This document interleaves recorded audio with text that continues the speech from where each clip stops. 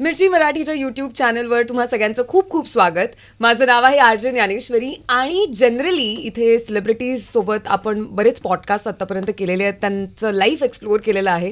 पण बऱ्याच वेळेला असं होतं ना की इतरांचं लाईफ एक्सप्लोअर करता करता आपल्या आयुष्यात काय चाललंय ह्याचा काही थांगपत्ता आपल्याला लागत नाही. आणि 2024 या नवीन वर्षामध्ये मला असं वाटलं की आपल्या सगळ्यांच्या आयुष्यातला एक फार महत्त्वाचा घटक आणि दॅट इज प्रेम. त्याच्याबद्दलचे जे काही आपले अनेक प्रश्न आहेत त्यांना सॉल्व्ह करण्यासाठी वी शुड हॅव समवन ज्यांच्यासोबत आपण मनमोकळा संवाद साधू शकू. आणि that is exactly why I have Leena Paranjape with me, who is India's first millennial marriage आणि relationship coach. Thank you. Hi Leena tai. कसं वाटतं तुला दरवेळेला व्हेनेवर समवन सेज की इंडियाज फर्स्ट मिलेनियल रिलेशनशिप आणि marriage coach, does it come खूप रिस्पॉन्सिबिलिटी सोबत की बापरे ह्यांना आता समजावा की काय आहे प्रेम? समजावण्यापेक्षा सांभाळायला शिकवणं फार गरजेचं आहे. कारण प्रेम तर करता येतं, which is very very normal आणि ते ऑब्वियस आहे. पण ते सांभाळणं फार कठीण आहे. नातं सांभाळणं is much more difficult and that is what the millennials are missing the dealing techniques. तेवढीच फक्त म्हणजे उणीव आहे त्याच्यामध्ये. पण ते छान आहेत. म्हणजे millennial is the very close generation to my heart. खूपच जास्त. म्हणजे अनेक पालकांच्या भुवया या ठिकाणी उंचावलेल्या आहेत की अच्छा आमच्या घरी येऊन बघा किती त्रास देतात ते लोक. पण नाही, आपण basically for all the people watching आपण या संवादाला 3 भागांमध्ये डिवाइड करतोय. सगळ्यात आधी आजचा हा एपिसोड आहे ज्याच्यामध्ये आपण प्री डेटिंग पार्टबद्दल बोलणार आहोत. त्यानंतर त्याच्या पुढच्या एपिसोडमध्ये आपण डेटिंगबद्दल बोलू आणि त्यानंतर सिरियस रिलेशनशिप किंवा नातं जेव्हा निर्माण होतं तेव्हा त्यामध्ये काय काय गुंतागुंत होते ते आपण एक्सप्लोअर करणार आहोत. सो सगळ्यात आधी pre dating phase. Before I even go to pre dating exactly काय आहे यार आजच्या जनरेशनमध्ये? कारण बाहेर जाऊन जर फक्त रेस्टॉरंटमध्ये खाणं पिणं असेल तर ते तर आत्ता तुम्ही आणि मी पण जाऊन करू शकतो. नक्की. मग what is dating? Dating is a culture which we have adapted, definitely. Okay. So it's not आपल्याकडे हे होतं किंवा ते नाव नव्हतं आपल्याकडे असं म्हणूया आपण. पण डेटिंगमध्ये सर्वात महत्त्वाची गोष्ट अशी घडते की you get an opportunity to explore each other, to share your interest, to share your likes dislikes. तुम्ही ओपनली कम्युनिकेट करून एकमेकांना समजण्याचा प्रयत्न करू शकता. To spend good time with each other towards building a relationship. आता त्यातला पर्पज वेगवेगळा असू शकतो. म्हणजे मी डेट करतोय तर मी फक्त फन म्हणूनही करू शकतो. आणि मी जर डेट करतीये तर मी सिरियस रिलेशनशिपमध्ये कन्व्हर्ट करणार आहे किंवा मी कंपॅटेबल पार्टनर शोधतीये म्हणूनही मी करते, असंही होऊ शकतं. So it is up to you की तुमचा पर्पज काय असणार आहे. राईट. पण जर आधी थोडंसं आपण गेलो काही वर्षांआधी, आपल्या आईबाबांच्या काळामध्ये वगैरे असं होतं की अरेंज्ड मॅरेज होतं आणि बघून वगैरे लग्न व्हायची. ऑफकोर्स तेव्हा सुद्धा लव्ह मॅरेजेस होत होती. पण आय डोंट थिंक ते जे रिलेशनशिप्स होते they had so many phases to them. Like do you think they also had like dating? मग डेटिंगमध्ये पण विविध प्रकार आणि या सगळ्या गोष्टी. कसं आहे ना, नातं सांभाळता येत नाही किंवा नातं कुठेतरी ब्रेक होत आहे ही जेव्हा भीती निर्माण होते ना तेव्हा माणूस ऑप्शन्स काढतो. कारण कमिटमेंटची भीती असते. राईट. आता हे कुठले काही शालजोडीतले फटके नाही आहेत, पण हे खरोखर माझा कन्सर्न येतो आहे या जनरेशनबद्दल की just because you don't know what is commitment or you don't even do you want it, definitely you want it. So in pursuit of happiness and peace कुठेतरी आपण केऑस निर्माण करतोय. We are creating the confusion. Rather मी तर generation एक्सची आहे, sorry, millennials are creating the chaos and the confusion. मग हे करत असताना ऑप्शन्स आले आणि जितके ऑप्शन्स आले तेवढं कन्फ्युजन आलं. सो हे ऑप्शन्स इथे गोष्टी करता करताच क्रिएट झालेले आहेत. हे ऑप्शन्स मिलेनियल्सनीच क्रिएट केले. हे कोणी जनरेशन एक्सनी वगैरे क्रिएट नाही करून ठेवलेत की त्याची फिलॉसॉफी रेडी आहे म्हणून. हे options over the period of time create झालेत. नाहीतर फक्त कोर्टशिप होती किंवा प्रेम होतं, त्यानंतर लग्न करायचं आहे असाच एक कन्सेप्ट होता. राईट. आणि कोर्टशिपमध्ये आपण त्याला म्हणूया की एक टाइम स्पेंड करणं होतं जे आता डेटिंगपासून सुरुवात होते. सो ह्या गोष्टींना फक्त नावं बदलली आहेत आणि नावांबरोबर कन्फ्युजन पण जास्त आलं आहे. राईट. पण लीनाताई, मला आता बिकॉज आपण आता बोलताना हा मुद्दा निघाला, थोडंसं टेन्शनच आलं खरं तर की एक अशी कॉन्सेप्ट जी तुम्हीच तुमच्या जनरेशनमध्ये क्रिएट करताय as and how your living life. Correct. त्याचे काही ठोकताळे कोणीच बनवलेले नाही आहेत. So there is no reference point to it. तुम्ही तुमचंच एक्सप्लोअर करताय, तुम्हाला असं वाटतंय की मे बी सिच्युएशनशिपमध्ये असं असेल आणि मे बी डेटिंगमध्ये तसं असेल आणि मे बी सिरियस रिलेशनशिप अशी होत असेल, थोडंसं डेंजरस नाही आहे? म्हणजे ह्याच्यामध्ये चान्सेस ऑफ ब्रेकअप आणि हार्टब्रेक आणि everything that comes with it हे मल्टिप्लाय बाय 2 नाही का होत? आता पायावरती धोंडा आपणच मारून पॉईंट असा आहे ना, पण तरीही मी या जनरेशनला नाही ब्लेम करत, कारण मी मगाशी म्हटलं तसं खूप जवळची, अत्यंत जवळची जनरेशन आहे आणि मला मेन म्हणजे त्यांना वाटतं की मी त्यांना कन्सर्ननी जे काही सांगत असते किंवा काम करत असते, खूप क्लोजली काम करते त्यांच्याबरोबर आणि त्यांना त्या गोष्टी पटतात आणि they try to mend in a relationship, adapt to new things, right. पण हे करताना आता जे ऑप्शन्स आपण क्रिएट केले बरोबर, पण त्यामध्ये हुकअपपासून असेल किंवा सिच्युएशनशिप, म्हणजे हुकअपमध्ये फक्त सेक्स आला किंवा फक्त फिजिकल इंटिमसी आली, म्हणजे त्याचा तुमचा पर्पज वेगळा वगैरे असेल तर तुम्ही त्या भानगडीतच नका पडू.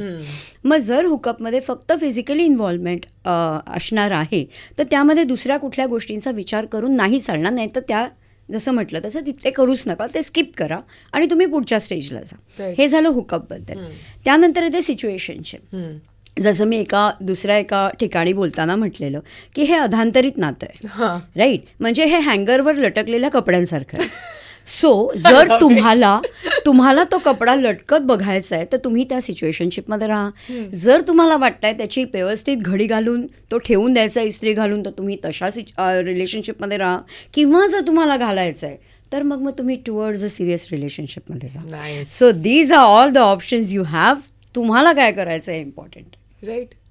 सो हे झालं सिच्युएशनशिपबद्दल. आणि नेक्स्ट येतं ते डेटिंग येतं. डेटिंगसुद्धा ना लोकांना असं वाटतं की अरे इन्व्हॉल्वमेंट पाहिजे, you know she is emotionally involved, he is getting emotionally involved.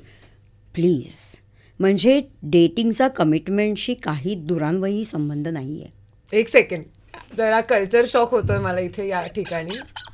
हां, मला सगळी ती लोक आठवली जी सिरियस रिलेशनशिपमध्ये आहेत आणि एव्हरी टाइम ते बोलताना हेच म्हणतात की हां, I am dating since last 6 years. एक minute, serious relationship is a different concept आहे ज्ञानेश्वर, ठीक आहे. आणि डेटिंग हा कम्प्लिटली डिफरंट आहे. सो जर तुम्ही असं म्हणताय की आम्ही लास्ट 6 वर्ष डेट करतोय, तर त्यामध्ये तुम्ही त्याचं कन्व्हर्जन सिरियस रिलेशनशिपमध्ये का नाही केलं अजून, हाही माझा प्रश्न येऊ शकतो. म्हणजे तुम्ही स्वतःची फसगत करताय का तुम्ही अजूनही टेंटेटिव्हनेसमध्ये ओके आहात, अनसर्टन्टीमध्ये ओके आहात थोडे बहुत. सो डेट करताना त्यामध्ये बरेच ऑप्शन्स येतात, जे आपण डेटिंगचं जे नेक्स्ट एपिसोड करू तेव्हा मी डिटेलमध्ये सांगेन.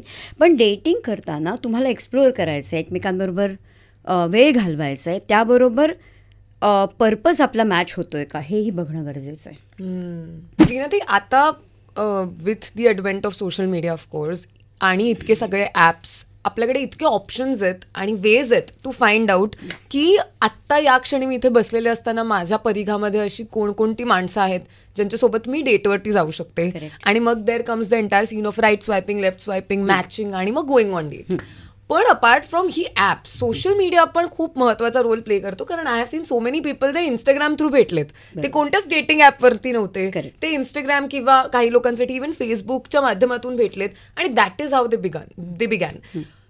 अशा सिच्युएशनमध्ये सगळ्यात महत्त्वाची गोष्ट म्हणजे हाऊ टू डिसाईड की ह्या व्यक्तीसोबत मला डेटवरती जायचं आहे. बिकॉज आपल्या हातात फक्त त्यांचा DP, त्यांची बायो जी त्यांनी लिहिली आहे, so of course that's in their hands, त्यांचे काही निवडक फोटोज, त्यांचे लाईक्स आणि डिसलाईक्स जे लाईक अ फॉर्म इन्फॉर्मेशन बॉक्समध्ये दिलेले असतात तेवढंच आहे. Now a person that I have not even met, मला डिसाईड करायचं की मी या व्यक्तीला जाऊन भेटणार आहे इवन, या डिसिजनपर्यंत कसं यायचं. किती अप्रोप्रिएट प्रश्न आहे.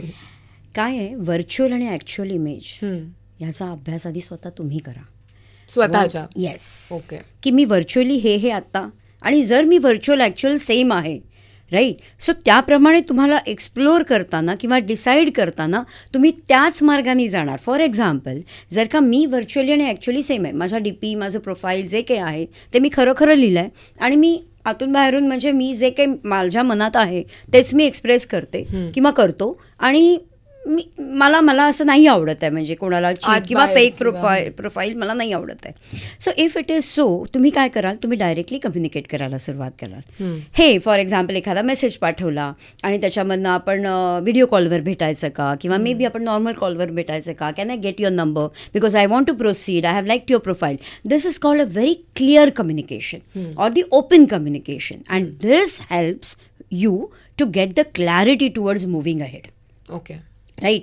मग तसाच तुला रिस्पॉन्स आला पाहिजे समोरनं. जर तो नाही येत आहे तर एकदा नाही येणार, अजून एकदा ट्राय करा, दुसऱ्यांदा नाही येणार, अजून एकदा ट्राय करा. मी नाही सांगत आहे जज करून 3दाच करा, म्हणजे ते तुमचं गणित तुम्ही मांडायचं आहे. पण जर 3 वेळेला मी ठरवलं आणि 3ही वेळेला मला ह्याचा रिस्पॉन्स येत नाही आहे, तो somehow you need to understand की तो रेड फ्लॅग आहे. Go to the next one. There are multiple options, right. त्यामुळे तुम्हाला क्लॅरिटी, म्हणजे तुम्हाला ही हिंट मिळते, 100% मिळते. If you are there genuine and honest to your self, तुम्हाला ती हिंट मिळते. ही एक गोष्ट झाली.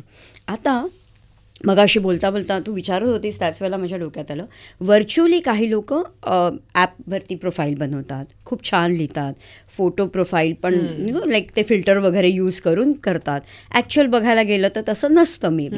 पण हे ॲक्च्युअल येईपर्यंतचा जो स्ट्रगल आहे, ह्या स्ट्रगलमुळे आपल्या मेंटल हेल्थला प्रॉब्लेम होतो. कारण आपण कुठेतरी, म्हणजे मुली किंवा मुलं जे कोणी जेन्युइन आहेत ते गिल्टमध्ये जायचे चान्सेस असतात. अरे माझ्याचबरोबर असं होत आहे का, मला रिस्पॉन्स का नाही देत आहे हा, किंवा ही मला रिस्पॉन्स का नाही देत आहे, मी इतका काही गुड लुकिंग नाही आहे का, किंवा कदाचित बहुतेक माझा हा मेसेज चुकला म्हणून हिने मला जज केलं बहुतेक. So this goes in a self guilt, a phase of self guilt.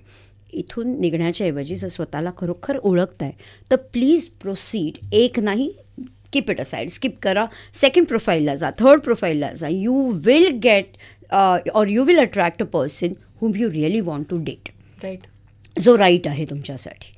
आणि त्याच्यामध्ये काही 3-4 गोष्टी आहे जे आपण डेटिंग फेज बोलताना करणार आहोत. म्हणजे ती प्रॉपर डेटिंग फेज असेल की ज्यामध्ये तुम्ही डेट सिलेक्ट करण्यापासून तुम्ही डेट कसं करायचं आहे ते. तो प्री डेटिंगमध्ये फक्त प्रोफाईल अपलोडिंग असतं. आणि इथे एकच गोष्ट फार लक्षात घ्यायची, म्हणजे घोस्टिंग नाही होता कामा. For example, ghosting is a very it's very risky. म्हणजे तुम्हाला त्याचे सायन्स कळणं गरजेचं आहे. तर मी आता एक 3-4 सायन्स सांगते पटकन, की ज्यातनं तुम्हाला हेल्प होईल ऐकणाऱ्यांना. म्हणजे for all the people watching, एकदा क्विकली घोस्टिंग म्हणजे एक्झॅक्टली काय असतं? बरं, घोस्टिंग म्हणजे असं आहे की तुमची इमेजप्रमाणे तुम्ही जे काही सांगताय किंवा जो काही तुम्ही प्रेझेन्स दाखवताय तो असा दिसणारा असतो, पण ॲक्च्युअली तुम्ही रिस्पॉन्ड करत नाही किंवा तुम्ही त्या गोष्टीला रेसिप्रोकेट करत नाही, रिव्हर्ट करत नाही. You are in your, I mean you are avoiding it somehow. That is what a ghosting is. आता इथे इम्पॉर्टंटली सांगताना पहिली गोष्ट येऊ शकते की तो पार्टनर तुमचं खूप जास्त कौतुक करतोय इनिशियली, राईट, खूपच जास्त, आणि त्याच्यानंतर मग सडनली गायब होणं. सो हे गायब होणं जे आहे ना, ते तुम्हाला ती धोक्याची सूचना आहे. सेकंड वन असं असू शकतं की तुमच्या इमोशन्सला, किंवा रादर इमोशन्सपेक्षा तुमचं जे काही कम्युनिकेशन आहे त्याला कुठेतरी अवॉइड करणं, नजरअंदाज करणं, ह्या गोष्टी असू शकतात. तिसरं आहे की ज्यामध्ये तो इनिशियली इंटरेस्ट पण घेईल, पण त्या इंटरेस्टनंतर तो तुम्हाला ब्लेममध्ये टाकू शकतो की हे असं आहे म्हणून मी क्विट करतोय, असंही होऊ शकतं. आणि हेही घोस्टिंगमध्ये फार कम्युनिकेशन होतच नाही, कारण ते घोस्टिंग आहे ना, त्याच्यामुळे कम्युनिकेशन होत नाही. पण असा एखादा एकच मेसेज बस होऊन जातो, कारण आपलं चक्र चालू होतं, आणि त्यानंतर मग ते घोस्टिंग प्रकार व्हायला सुरुवात होते. मग प्री डेटिंगमध्ये ह्याची खबरदारी घेणं फार गरजेचं आहे असं मला वाटतं. मला एक प्रश्न हा विचारायचा आहे की एव्हरी टाइम जेव्हा आपण डेटिंगबद्दल किंवा रिलेशनशिप्सबद्दल बोलतो, प्रत्येक व्यक्ती समोरच्याकडनं काय एक्सपेक्टेशन्स आहेत ह्याच्याबद्दल फुल ओपनली आणि एक्सायटेड होऊन सांगत असते की हे पाहिजे, ते पाहिजे, असं पाहिजे, तसं पाहिजे. In this pre dating phase, because आपण भविष्यात जाऊन डेटिंग आणि रिलेशनशिप पर्यंत सुद्धा पोहोचणार आहोत, या प्री डेटिंग फेजमध्येच असे काही प्रश्न आहेत का जे आपण स्वतःला विचारले पाहिजे, आणि ते काय आहेत? खूपच छान प्रश्न. परत एकदा, प्री डेटिंग फेजमध्ये मी ॲक्च्युली कपेबल आहे का डेट करायला? What do I mean capacity? It's not ego आणून तुमचा उपयोग नाही आहे, पण खरोखर मी हे हेल्दीली घेऊ शकते का? ओके. कारण जर मी ह्याच्यामध्ये खूप इमोशनल इन्व्हॉल्वमेंट आणणार असेल तर हे माझ्यासाठी हेल्दी नाही आहे, माझ्यासाठी हेल्दी नाही आहे.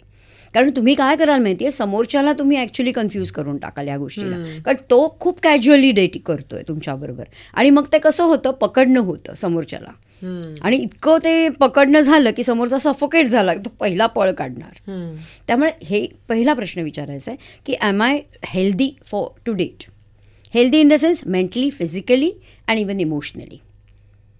राईट. जरी इमोशनली का, इमोशन्स आणण्यासाठी नाही, इमोशन्स न आणण्यासाठी. ट्रिकी. ओके. त्यामुळे मेंटली, इमोशनली आणि फिजिकली मी हेल्दी आहे का डेट करायला. दुसरं, मी क्लिअर आहे का की मला ह्या डेटमधनं काय काय हवं आहे, what are my expectations. Okay. Very clear about it. आणि थर्ड, माझा पर्पज काय आहे. जसं मी मघाशी म्हटलं, मला फक्त फन एलिमेंट म्हणून डेट करायचं, तर लेट्स गो हँग आउट, एकत्र आपण फिरूया, खाऊया, एकत्र इव्हन सेक्स करूया, आपण एकत्र एकमेकांबरोबर लाईक्स डिसलाईक शेअर करूया, काही टाईम स्पेंड करूया, मदत करूया एकमेकाला, आणि त्यातनं समजूया की की आपण ही जर्नी पुढे द्यायची आहे की नाही. सो हे सगळं करायला पण धैर्य लागतं ज्ञानेश्वरी. कारण आज अशी पिढीमध्ये, म्हणजे मिलेनियल्समधले यंग मिलेनियल्स असे आहेत की जे ओके आहेत ह्या सगळ्या गोष्टीला, पण जे 30+ झालेले मिलेनियल्स आहेत ना, त्यांना फिजिकल इंटिमसी नको आहे. They are not ready for this. त्यांना हे कल्चर नको आहे. They want to date but they do not want the involvement, I mean this physical involvement in this. मग असं समोरच्याकडनं असेलच किंवा नसेलच सांगू शकत नाही ना तुम्ही. तर ती फ्लेक्झिबिलिटी, कारण तो एक पार्ट आहे डेटिंगचा. डेटिंगचा तो पार्ट आहे. जे ऐकताय त्यांनी प्लीज समजून घ्या. आपले प्रिन्सिपल्स, आपल्या व्हॅल्यू, आपले संस्कार, मराठी संस्कृती, हे कितीही बोललं तरी रियालिटी लपत नाही. त्यामुळे हा पार्ट आहे त्याचा. फिजिकल इमोशनल इतकं नाही, पण फिजिकल इन्व्हॉल्वमेंट डेफिनेटली आहे. प्रॅक्टिकल लेवलवरची इन्व्हॉल्वमेंट आहे, आणि कम्युनिकेशन येतं त्याच्यामध्ये. ओके, लाईक्स डिसलाईक्स जसं मी म्हटलं तसं, आणि प्रॅक्टिकल लाईफमध्ये त्याचा सपोर्ट किती आहे हे तुम्हाला कळतं. राईट. एका वेळेला टू हॅव मल्टिपल पार्टनर्स किंवा मल्टिपल ऑप्शन्स एक्सप्लोर करत राहणं ऑन अ डेटिंग ॲप, हा काय सीन आहे करंटली, आणि हा सीन किती उपयोगाचा असतो in the first place. Because if I imagine my self in that situation, me confuse होऊन त्याच्यामध्ये मी अँक्शियस होऊन मरेन की मी 5 लोकांच्या ऑप्शनमध्ये मी सिलेक्टच नाही करू शकत. आता ऐकायचा असा प्रश्न येऊ शकतो की तुम्हाला एक्सपिरियन्स आहे असं विचारू शकता. सो मतलब on what basis are you saying this. तर मी असं सांगेन की जेव्हा मी सिंगल पेरेंटिंग करत होते आणि ज्या वेळेला मी प्रपोजल्स बघत होते, तेव्हा ती पण माझी तशी डेटिंग फेजच होती. राईट, असं मी समजते. आणि ह्या डेटिंग फेजमध्ये आपल्याला जर का 4-5 ऑप्शन्स आहेत आणि त्यांच्याबरोबर आपण ॲट अ टाईम कम्युनिकेशन करतोय किंवा आपण समजण्याचा प्रयत्न करतोय, तर हा स्मार्टनेसमुळे होईल असं की तुम्ही 1 महिन्याभरात किंवा 1.5 महिन्यामध्ये तुम्ही फिल्टर कराल डेट्स. त्यामुळे सगळ्या पाचींबरोबर आपण कमिटेड वगैरे पाहिजे या भ्रामक कल्पनेतनं प्लीज बाहेर काढा स्वतःला, कारण त्यांनी तुम्ही हेल्दी राहाल. ओके. सो 5 डेट्स बरोबर ॲट अ टाइम करायचं आहे. मी बोलते ह्याचा अर्थ मी काही त्याच्याबरोबर कमिटेड नाही आहे. राईट. मी त्यांच्याबरोबर बोलते, एक्सप्लोर करते, काय ऑप्शन मला ओके वाटतोय, कुठून मी पुढे जाते, कोण मला रिव्हर्ट करताय, कोण रिस्पॉन्ड करतोय, आणि त्याप्रमाणे मी एक स्टेप पुढे जाणार आहे, प्रमोट करणार आहे माझ्या ह्या फेजला. मग त्यातनं 3 जण जर सिलेक्ट झाले, सपोज तुम्हीच केलेत, आणि हे त्यांना सांगायची गरज नाही आहे कृपा करून प्लीज. मग नाहीतर परत मेसेजवरती अरे मी तुला ना करत नाही, कारण ना त्याला वाईट वाटतं. You do not have to do this. Do not be over transparent this way. Right. Important point. Personal attack झालाय माझ्यावरती या ठिकाणी. मला ह्याच्याबद्दल सेपरेटली बोलायचंय. हा, सॉरी. बट सो असे एवढे सगळं करू नका. म्हणजे ही कणव आहे माझी, कळकळ आहे, सॉरी माझी. पॉईंट असं आहे, हे झाल्यानंतर तुम्ही 3 डेजना फिल्टर केलं. फिल्टर केल्यानंतर मग तुम्हाला वाटलं की ह्यांच्याबरोबर आता आपण ॲक्च्युअल डेटला जायला पाहिजे. म्हणजे नुसतं व्हर्च्युअली बोलून नाही, व्हिडिओ कॉल्सवरती नाही, तर आपल्याला पुढेही जायला पाहिजे. तर तसं करा तुम्ही. त्याच्याबरोबर बघा कोण जण तुम्हाला ॲक्च्युअली भेटायला तयार आहेत, तुमच्याबरोबर पुढे काही डेट्स वरती जायला तयार आहेत, किती वेळा भेटून तुम्ही एकमेकाला समजण्याचा प्रयत्न करताय. तिथे जेन्युइनिटी आली, कारण तुम्ही जेन्युइन आहात, तुम्ही ऑनेस्ट आहात. मग त्या 3 मधलं कदाचित 2 जण सिलेक्ट होतील. या दोघांबरोबर तुम्ही फिरताय, तर ती क्लॅरिटी तिथे त्या दोघांनाही देणं गरजेचं आहे की मी ॲट अ टाईम आत्ता मी तुमच्याबरोबर एक्सप्लोअर करते. मला एक अपॉर्च्युनिटी फक्त हवी आहे, मला एक अपॉर्च्युनिटी फक्त हवी आहे की जिथे मी तुझ्याबरोबर स्टिक राहीन. Okay. That is something you are giving a message to the person that I'm about to get serious or I'm actually creating the doors to become serious with you. आणि if that person really understands you and wants to be with you, तो definitely तुम्हाला तशा प्रकारे response करेल. 2 chunks मला आता touch upon करायचे आहेत बिफोर वी एंड. एक आहे फ्रॉम द पेरेंट्स साईड. ठीक आहे, मगाशी आपण थोडंसं बोललो ह्याच्याबद्दल, पण इन रिअल लाईफ आपल्या पालकांना हे एक्सप्लेन करणं की मी डेटिंग ॲपवरती आहे किंवा मी डेट्स वरती जाण्याचा विचार करते आणि डेट्स म्हणजे सिरियस रिलेशनशिप नाही आहे किंवा डेट्स म्हणजे कोणतंच रिलेशनशिप नाही आहे फॉर दॅट मॅटर. आत्ता ही व्यक्ती अनोळखी आहे, आमचे कॉमन फ्रेंड्स नाही आहेत, तरी सुद्धा मी या व्यक्तीला भेटायचा मे बी विचार करू शकेन. हे कसं नॅव्हिगेट करायचं पहिली गोष्ट तर, आणि what is the best way in which हे आम्ही एक्सप्लेन करू शकू पालकांना.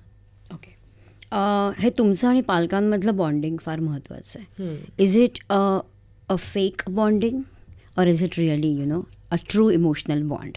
मी हे का म्हणते कारण असे कितीतरी मिलेनियल्स आहेत जे आईवडिलांबरोबर कम्फर्टेबलच नाही आहेत, किंवा आईवडिलांच्या भांडणामुळे कम्फर्टेबल नाही आहेत, किंवा आईवडील मुलांबरोबर कम्फर्टेबल नाही आहेत. So if it is you are not comfortable enough, investment तिथे जर का वाटली तर करा बॉन्डिंग बनवण्याची, पण इतक्या वर्षात जर नाही बनला तर त्याला ॲक्सेप्ट करून हे नका सांगू. मग तुम्ही यू एक्सप्लोर युअर सेल्फ, कारण तुम्ही तेवढे डिसिजन मेकिंग तुमच्यामध्ये आलं पाहिजे. सो हा एक मध्य गाठून शकू, कारण त्या आईवडिलांना कळणारच नाही आहे. राईट. मग तिथे आपण इन्व्हेस्टमेंट करून त्यांना कन्व्हिन्स करून मग परत, कारण काय होईल, एकदा तुम्ही सांगितलं की तुमच्या प्रत्येक गोष्टीवरती, तुमच्या ॲक्टिव्हिटीजवरती त्यांची नजर राहील आणि मग त्याच अँगलमधनं तुम्हाला बघितलं जाईल. आणि मग एक नातं पण बिल्ड नाही झालंय तर तुम्हाला तुमच्या नेक्स्ट फेजला जाण्याकरता सुद्धा पाय खेचले जातील, किंवा एक प्रेम असेल त्यांचं पण त्या प्रेमापोटी मग कुठेतरी मग त्या ऑब्स्टेकल्स येऊ शकतात. So instead of that keep it as a secret. काही गोष्टी आत्ता रिव्हील न केल्याने जर तुमचा फायदा होत असेल तर तसं करा. असे मिलेनियल्स आहेत ज्यांचं बॉन्डिंग खूप छान आहे, आईवडील त्यांना समजून घेतात. प्लीज ओपनली कम्युनिकेट करा. Your parents are yours, they can understand you more. So definitely they will understand your phase also, की ही एक फेज आहे, मला फक्त एक्सप्लोर करून बघू दे. यामध्ये काही मी आता इतक्या डिटेल गोष्टी नाही सांगायची गरज आहे की मी प्रत्येक डेटमध्ये काय काय करणार आहे किंवा काय, कारण तुम्हालाही माहिती आहे की तुम्ही डेटमध्ये काय करणार आहात. तुम्ही मेनली तुम्ही एक्सप्लोर करून एकमेकाला समजण्याचा प्रयत्न करणार आहात. राईट. आणि मग इव्हेंच्युअली त्याच्यामध्ये जर फिजिकल इन्व्हॉल्वमेंट आली किंवा मेंटल इमोशनल इन्व्हॉल्वमेंट आली तर मग त्याला कन्वर्ट कसं करायचं आहे सिरियसनेसला, हे तुम्ही त्या दृष्टीने चालणार आहात, म्हणजे तुम्ही पाऊल उचलणार आहात. सो कम्फर्टेबल असाल तर करा, कम्फर्टेबल नसाल तर नका सांगू. आता maybe over the period of time तुम्ही डेफिनेटली सांगू शकता जेव्हा you will gain the confidence.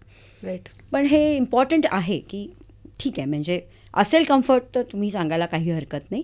असं सांगू शकता की ही एक माझी आयुष्यातली फेज आहे. अगदी मॅट्रिमोनियल साईटवरती नाव नोंदवायचं आणि त्याप्रमाणे लगेच दुसऱ्याच वेळेला फॅमिलीजना इन्व्हॉल्व करायचं हे मला कम्फर्टेबल नाही वाटत आई बाबा.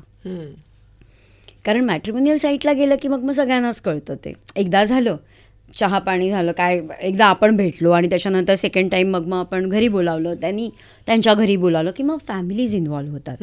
आणि फॅमिलीज नातं बिल्ड केल्याशिवाय इन्व्हॉल्व करणं हे कधीही धोकादायक आहे. That is what today's culture is and it is a brutal fact. Right. पुढच्या दोन्ही फेजेससाठी प्रश्न पाठवाच ऑफकोर्स, आणि मी खूप एक्सायटेड आहे जाणून घेण्यासाठी बऱ्याच गोष्टी. पण for right now thank you so much लीनाताई आज इथे आल्याबद्दल, एवढा वेळ दिल्याबद्दल. आणि फील खूप लोकांचे खूप कॉन्सेप्ट क्लिअर झाले असतील आय एम शुअर या एपिसोडमधून. खूप लोकांना रियालिटी चेक पण मिळाला असेल या एपिसोडमधून, which I am glad about. पण that's what you always do यार, you always give reality checks. I mean that is what लीनाताई इज एनिवे. त्यामुळे थँक्यू सो मच, आणि तुम्ही ट्यून इन राहा for the next episode. Bye.